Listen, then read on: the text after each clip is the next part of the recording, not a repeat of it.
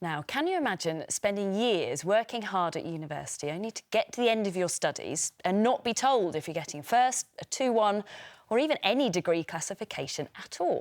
Well, that's what happened to students across the UK who essentially been given an empty piece of paper when they graduate. It's all because staff strikes have caused a huge backlog in marking. Yeah, Alan Jenkins has been speaking to Scottish students about the ongoing problem that's leaving their futures in doubt.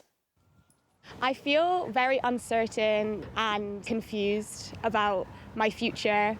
Mia doesn't know what'll be on that important piece of paper, and Emily's waiting for her final mark. It does kind of put a damper on this meant to be an amazing moment for a lot of us.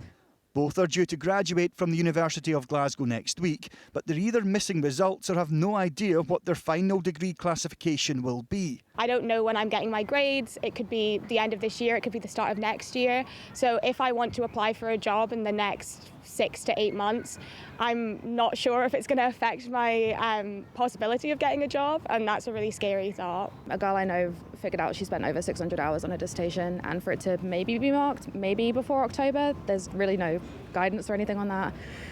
Disregarded, a little bit kind of shortchanged. They, like thousands of other students, in the middle of a marking boycott by staff, were members of the university and college union and in a dispute over pay and working conditions. The responsibility for this lies with university bosses who've known, for a couple of months now that this was a possibility. We warned them. They have done nothing to come back to the negotiating table and attempt to resolve this dispute. The blame lies squarely with them. Don't you take it out on them, though, not the students? Well, I would put that back to the university employers. Our members, they come into the university sector because they love teaching. This is the last thing that they want to do. The University of Glasgow is one of 145 institutions across the UK affected by this.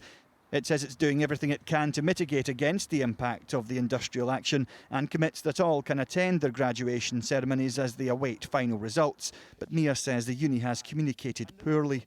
It kind of feels like they're turning a blind eye and they've not given us much information on our futures. A lot hangs on what's on a scroll like this. After years of hard work, things are up in the air. Alan Jenkins, 5 News, Glasgow.